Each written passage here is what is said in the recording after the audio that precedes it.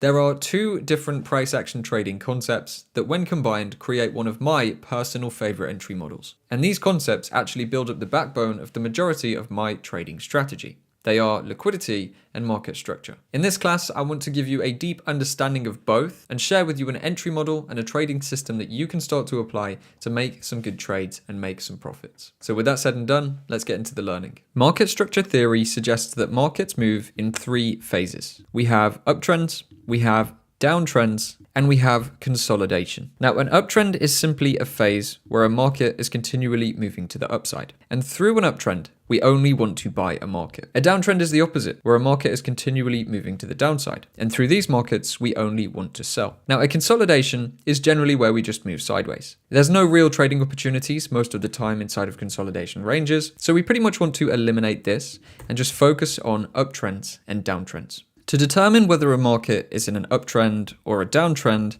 we want to look at the highs and the lows in price. So we can see in the uptrend, we form higher highs and higher lows. A market that is forming new highs and lows higher than the previous highs and lows is an uptrend. Okay, we can see the market's clearly moving up, but we define that by the fact that the market is continuing to push past these previous highs, right? So this here is what we call a break of structure. It's this push upwards past the higher high. This as well is a break of structure. And the actual break of structure we talk about is taking place at these points. Because we get these breaks in structure that continue pushing the market higher, this is indeed an uptrend. A downtrend is pretty much the same, but flipped upside down. So in a downtrend, we are forming lower lows and lower highs. And what that simply means is every low and every high that forms in the market is lower than the previous. Once again, we indicate the continuation of a downtrend with these breaks of structure, which is when the market pushes past a previous low. The next thing you need to know is that a trending movement is made up of two main parts. We have impulsive movements and we have corrective movements. So impulses and corrections. Now, an impulse is a pro-trend movement. It's the movement that breaks the structure. So in an uptrend, after we form a higher high, a corrective move will pull down to form a higher low. And then the impulsive move is defined by the movement that breaks through the previous higher high, forming a new higher high. So those are the impulsive moves, the pro-trend larger movements that break structure. Corrective moves are just pullbacks that don't really break any significant structure, but they allow the formation of new higher lows to keep us understanding which way the market is going. Now, eventually, trends come to an end. We can define when they're coming to an end by looking at the higher lows. So here we have this impulsive bullish trend. We have an uptrend. In this market, we only want to buy. But what happens if the market comes down and breaks through this low like this? Well, now we would get a new impulsive move, this movement here. But this would be a bearish impulse. The reason we know this is an impulse is because it's broken through the previous higher low, which breaks this higher high, higher low formation and breaks the uptrend.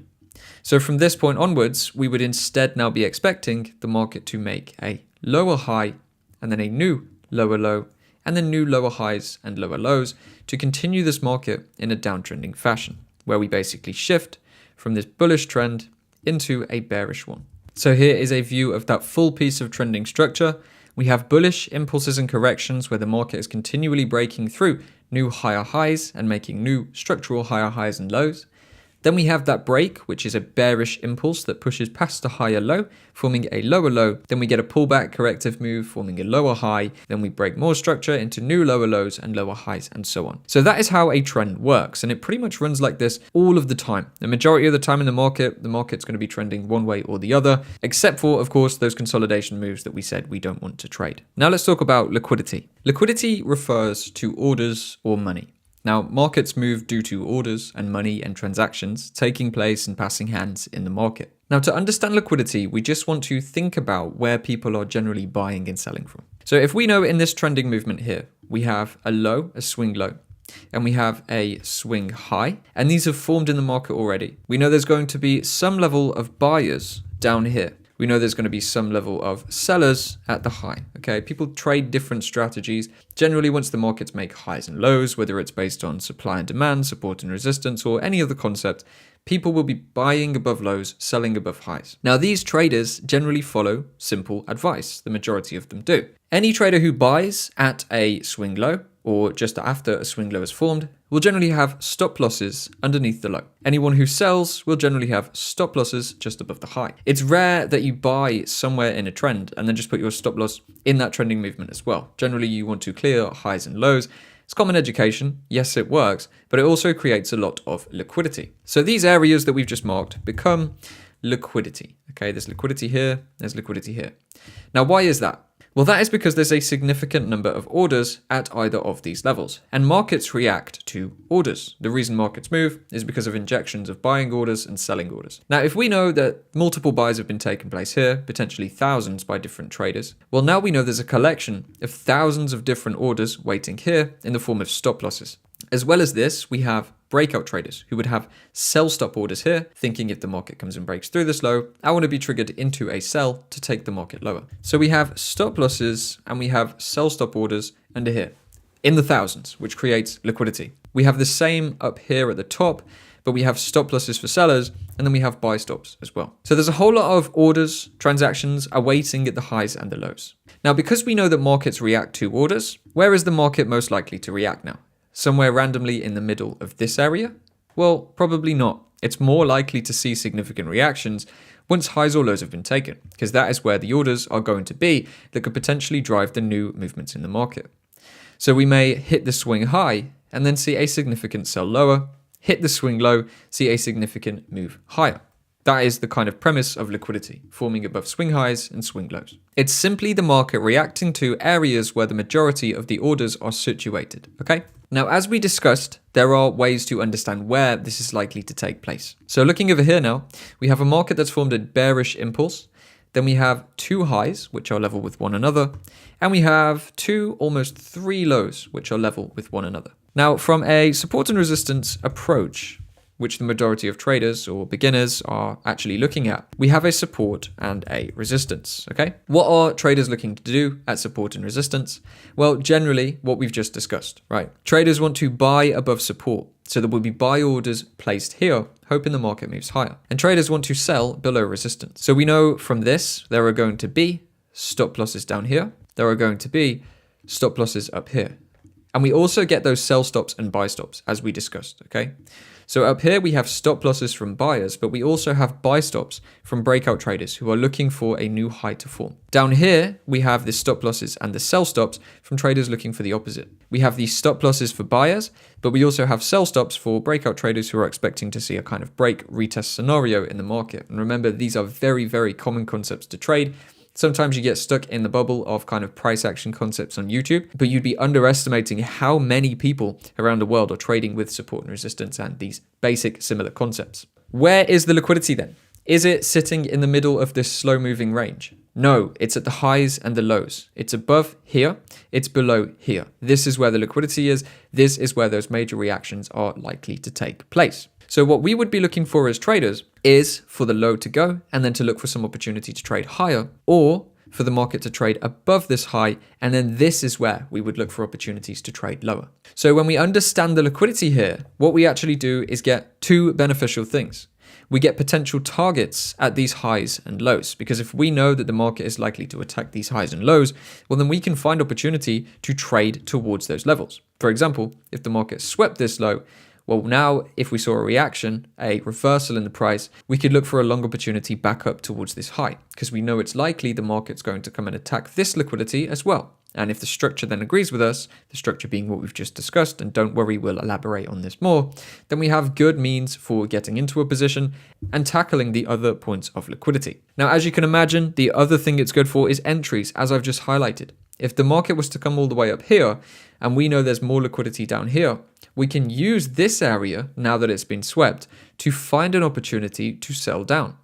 So we would actually look for that structural change. So just like this, a market that's changing from higher highs and higher lows into lower lows and lower highs, we could sell there and we could look to tackle the next point of liquidity. And probably now you can see how we're starting to formulate a trading setup. So this is the entry model that I want to show you in this video, using structure and liquidity together. Let me break it down. What we've got is a bearish market. We have bearish impulses, and then we have the small corrective moves as discussed. Now, in a bearish market, we are seeing these lower lows and lower highs form. We then want to identify points of liquidity in the form of those equal highs, as we just discussed. So where we saw the resistance level, we know there's stop losses and buy stops above this level. That's what we want to identify. Now, sometimes this is going to formulate inside of a bearish movement. And when you see this, this becomes a very high probability setup. So we are looking for a market that is bearish, forming a notable trend of lower lows and lower highs. Then we want to identify that liquidity in the form of equal highs or a resistance. And then once the market breaks those equal highs or breaks that resistance level, comes into the area where the liquidity is, we will use a final tip called supply and demand to find our entry. Now this zone here is a supply zone. So it is basically an area just before a large bearish impulsive movement down. And the concept is once the market comes into this level again, we would then look to sell. So after we come up into it, we see this as a high probability area to sell from because we've seen significant selling taking place from this level before, which shows that this is a level that sellers accept as a premium price to sell from. It's a good level to sell from. The market gets back here. It's seen as a good premium to sell from again. So just to recap this one more time before I show you an actual example, we are looking for a bearish trend. We want to make sure the market is forming notable lower lows and lower highs. When it does, we are then looking for the formation of some equal highs, some resistance. Then once that resistance is taken, we are looking to sell using that final tip, the supply zone that we just discussed. Okay. Now this can work on any time frame, and don't worry if this is a little bit confusing now. You will see it in real markets in just one moment. Now, one final question you might have about this entry model is how is this not a break of structure, right? As we said, when the market breaks through a previous high or low, this should be seen as a break of structure. So why are we now looking to sell even though we've had what we could call a break of structure? Why don't we look instead for a continuation into new buys? Well, the reason for that is because of how the market reacts to liquidity, right? If this wasn't equal highs, if this wasn't a resistance, and this didn't have a significant amount of liquidity above it, then we would indeed see this break as a break in structure. But because it's equal highs, because the resistance is still here, the stop losses, the buy stops, all of this stuff is here, and the remainder of this bearish trend is still intact, then it remains possible and highly likely that this will be a false break of structure, where instead of breaking and then continuing, we break just to sweep liquidity above the equal highs. So if there wasn't any equal highs here, and the market looked like this instead, then yes, we would look to buy. But because we have that resistance, because we have those equal highs, it becomes high probability to sell. So when you're trying to work out whether it's a break in structure or a sweep of liquidity, just consider that. Do we have a point of significant liquidity like equal highs or a resistance level? If we do, then it's likely the break will actually fail and actually just sweep liquidity before continuing the sell-off. Now let's get to an example of this on the charts. Take a look at this price structure here. We have a large upward move forming a higher high, pull back to form a higher low, a push up to form a new higher high, then we have a higher low, a higher high, and then we have this break-in structure here, which brings us into lower lows, okay? So we've just made that shift from bullish into bearish, right? We've seen this structure shifting down. Now we have a bearish impulse. This becomes a bearish trend or bearish market. So this is our high, this is our low. The market then comes back and forms this lower high before coming down to make this lower low. Now, the reason that we don't really want to consider this intermediate structure is because this is what we call the consolidation that we looked at, right? We said there's three phases. Consolidations, we don't really want to trade. But we can see that this area here, the market didn't really make any movements other than sideways. It's only when we broke through into the next low at this level here that we continued with the bearish trend. So it's kind of just a pause in the trend where the market does nothing but go sideways. So at this point, we have a bearish trend. We've got the impulses that we want to see. We've got the smaller corrections, and then we've got this messy consolidation. Now, what forms during a consolidation? Well, consolidation areas is where we are going to get these equal highs that we just discussed. So here we can see 1, 2 pushes up, and then a little bit lower down, we've got a bunch of other pushes as well. We could pretty safely say that this area here as a whole, or if we wanted to get really refined, it would be this area that I've just marked out, is seen as a resistance in price. So there are going to be sellers somewhere within this range. There will be breakout traders at this point now looking for a break above this high. So traders who are expecting if this happens, their buy stops will trigger them into buys for a break, retest, continuation. And there will also be sellers taking place anywhere inside of this range. Could be here, could be even where we are now, could have been previous at this resistance retest, whatever. But these sellers are going to generally, in mass at least, a lot of them as a generalization, have stop losses above these equal highs and above this high. So this creates an area where there is a significant amount of liquidity, orders, or transactions, which means if the market reaches back into this point, such as a sweep above the swing high, we would then look for a continuation lower. That's what we would expect to see, okay? If we then consider the final thing we discussed, which was a supply zone. I said a supply zone was a consolidation area before a large downward move. Now this candle here is a huge wick where we opened and closed at the same level.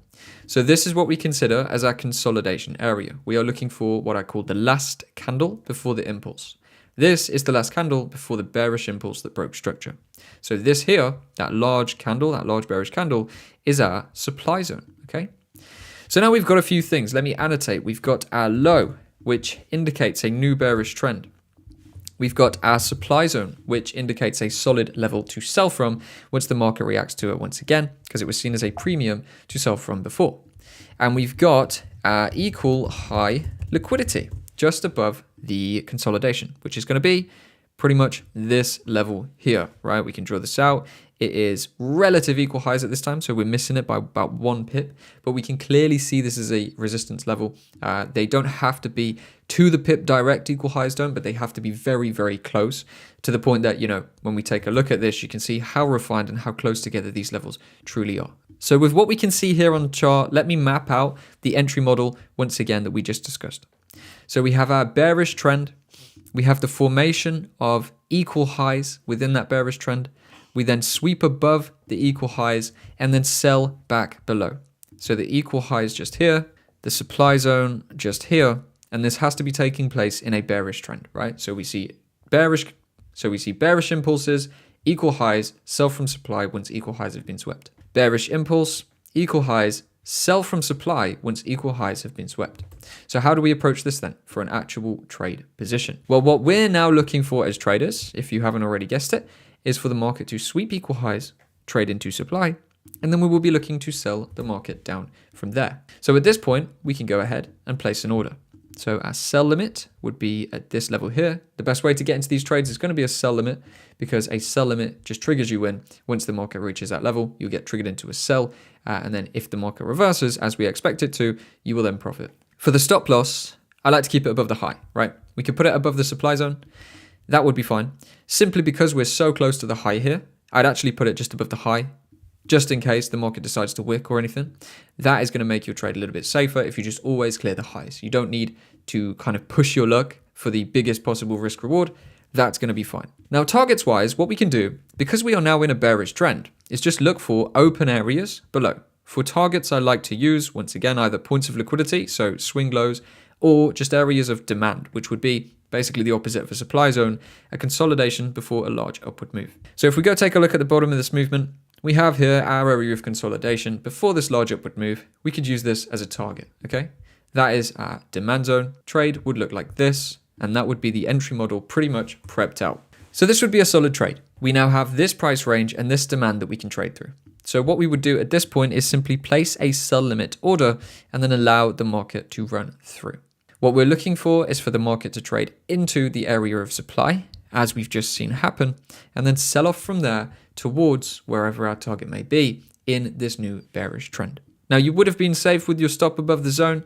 We went a little bit higher and put it above the high, which is completely fine. This would be 4.69% return for every 1% risked, and it followed that entry model perfectly. We have bearish impulses, equal highs, sweep equal highs, sell from supply, and target further down in the trend. And by the way, just to highlight it, yes, you can trade this the other way. If we were in a bearish trend that shifted into a bullish trend, we could actually trade this using equal lows and demand. It works exactly the same both ways.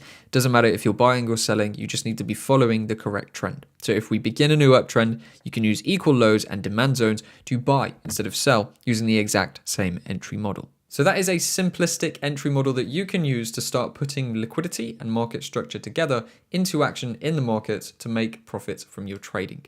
What you should do next is go to the top link in the description of this video and sign up to my completely free system building course. I show you how to turn this into a trading strategy, then how to backtest it, journal it, and validate it so you can trade it live with an understanding of the win rates and other important metrics. If you don't have a system, you won't win at trading, so take advantage of it. It's completely free.